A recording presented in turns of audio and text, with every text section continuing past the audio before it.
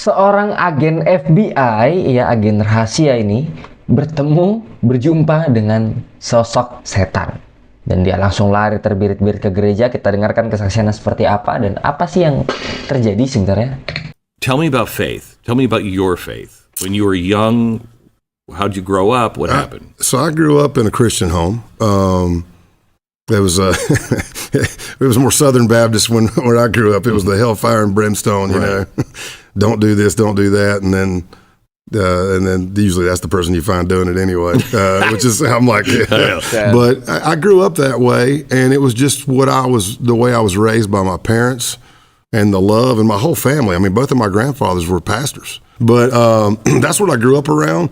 Does that mean I stayed that way? Absolutely not. Because you had a brush with darkness. Oh, big time. So in my teenage years, I went through a little spell of, it started with like witchcraft stuff, and then it led into like just, like a friend. I always use air quotes. My friend introduced me, and it starts kind of innocent and stupid, but I ended up just going into full blown Satan worshiping, you know, wanting to sign a contract in blood and all this crazy stuff. I watched every horror movie from A to Z that was out, you know, when you could go rent movies on a VCR tape. And I was just in a real dark place. I didn't realize at the time, of course I didn't, I was a teenager, but when you get older and you look back, I'm like, oh man, my parents had gotten divorced, and that, you know, that, hey, are you okay with this? Because I'd never seen my parents argue at all. But that last year they argued nonstop, and then they got a divorce. They got separated, and then they got a divorce. And looking back, I could see that, you know, it's like, hey, are you okay with this? Yeah, I don't care. Yeah, I don't care. I was probably saying something else, a little more vulgar in my mind, you know. I don't, you know, but that went in everything I did. I started, and that's kind of like, I don't care. And it kind of goes, it doesn't kind of go, it goes with, if you look at gangs, cults, extremism, whether it's far left, far right, radical jihad, they kind of, you'll see this thing where they're grabbing somebody who has a need to belong, wants to fit in. Maybe even as a young man, you want power. Yeah, and you that's that slippery slope that led me down that path.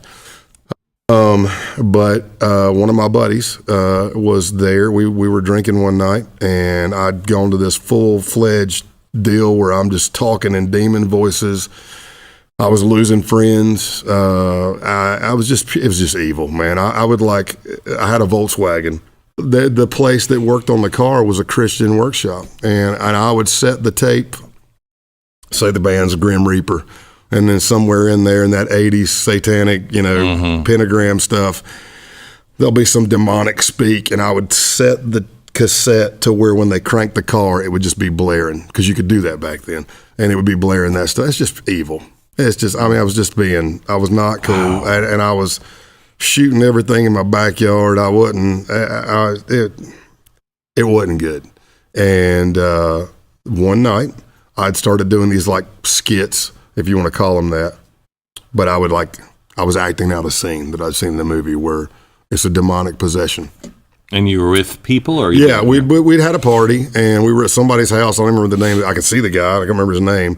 I didn't drive there that night. So just alcohol, no psychedelics, nothing hallucinator, nothing like that. And I was doing the thing. We were in the same room. It was my buddy and his girlfriend, and I was on a couch.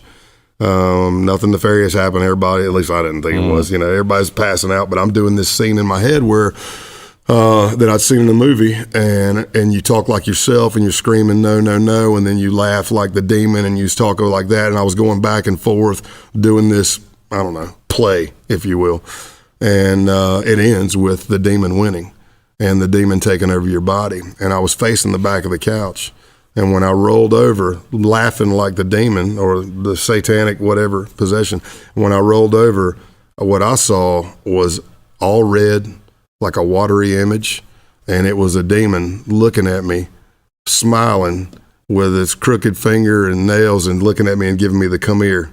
And I screamed probably the highest I've ever screamed. And from just me reaching, like sitting up on the couch and reaching for the light switch, I was as white as a sheet. I was panting, pouring sweat. Of course, my buddy jumps up like, what the heck is going on, you know? And I looked at him and I said, man, if I ever do that again, if I ever use that voice or even do this again, you got my permission to take a baseball bat and crack me over the skull with it or something to that effect. He got completely calm, Glenn. It was like the spirit just entered the room. Everything just went, whoo. And he looked at me, and I don't even know if he remembers saying it, because I think it was the spirit. He looked at me and he leaned in as if he knew what I'd seen. And he said, I told you, didn't I? That was it. I didn't sleep. I walked to church. I don't know how many miles it was. It was a Saturday night, and I walked to Edwards Road Baptist Church in Greenville, South Carolina. And I think I sat through every service. I would have too. That was it. That was it for the demonic stuff for me. You start scratching at the surface. I'm telling you right now, in my belief system, there's definitely spiritual warfare and all kinds of stuff. It's the only way to describe, I think, what's happening, because it's sweeping the entire world. And it's either deep mental illness or it's possession of some sort. There is, you know, I have friends who are atheists who have said to me, I don't know how to describe what I'm seeing other than evil. And I know that's not an atheist word, and I know what it means, but I can't describe this any other way. Yeah.